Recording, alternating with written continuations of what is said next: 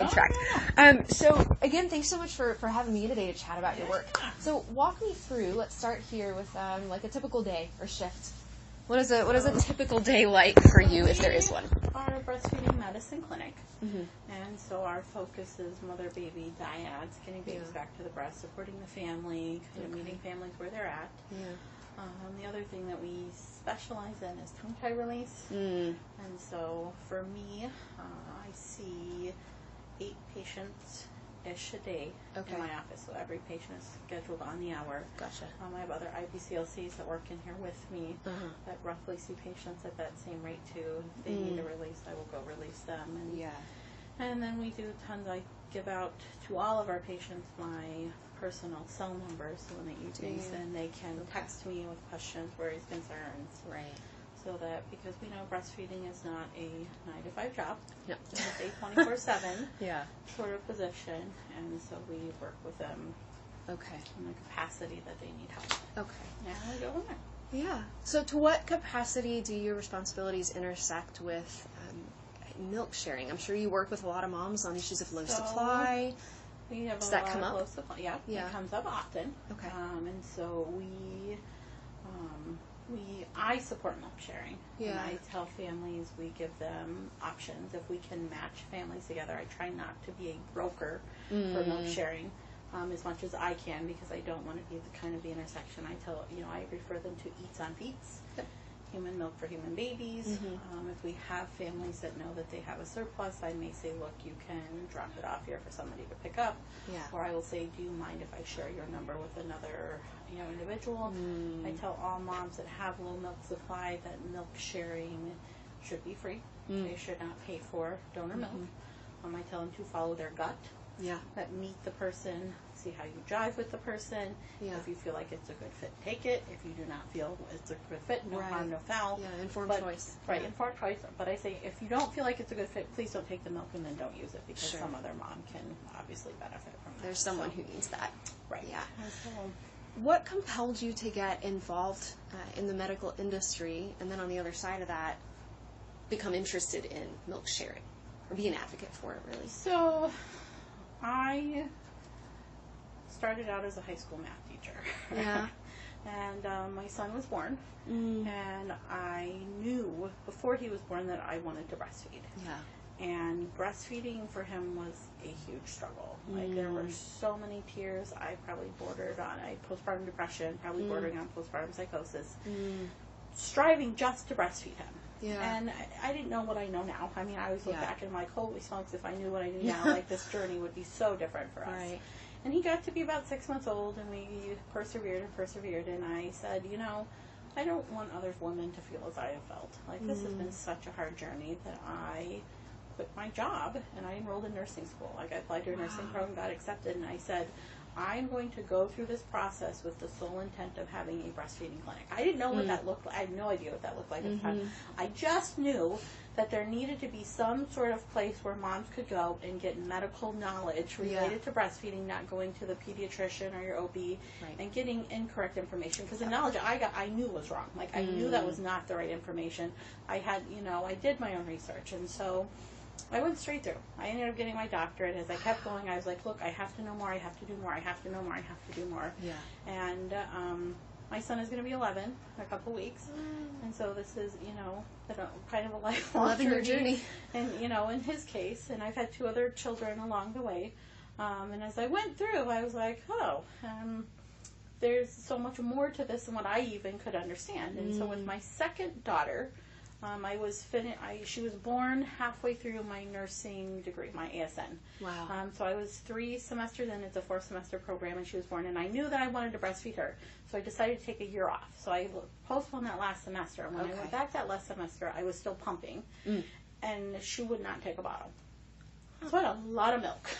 And I was like, what am I going to do with this milk? Because I don't want to throw it away. I'm like, even like for me, like I remember the first time I pumped and the bottle spilled, and like I was hysterical tears because I was like, this is like, you don't understand what it took for me to get these 3 ounces. So now I had this freezer full of probably 400 or 500 ounces of milk from pumping while I was doing my clinicals. And I was like, I got to give this to somebody. And someone had mentioned milk sharing to me.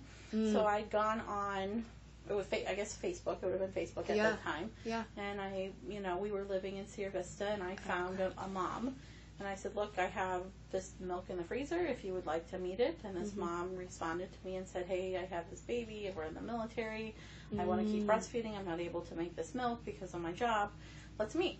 And so I drove actually 70 miles up to meet her in Tucson, because we were living in Sierra Vista, and I took her all the milk, and she met with us and met with my children and talked with me and took the milk, and it kind of grew from there. And so I would tell other moms to say, hey, if you got extra milk, don't throw it away. I'm like, give it to somebody. I'm like, go, here's a website. Somebody will take it.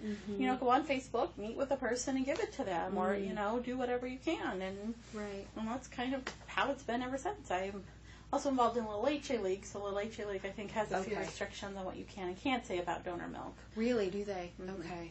They have a stance that they don't support milk sharing. Like informally? Informally. Okay. And so, but outside of that, like I just, as a clinic, I say, look, follow your gut, do what you feel is right, and go from that. But this is out there.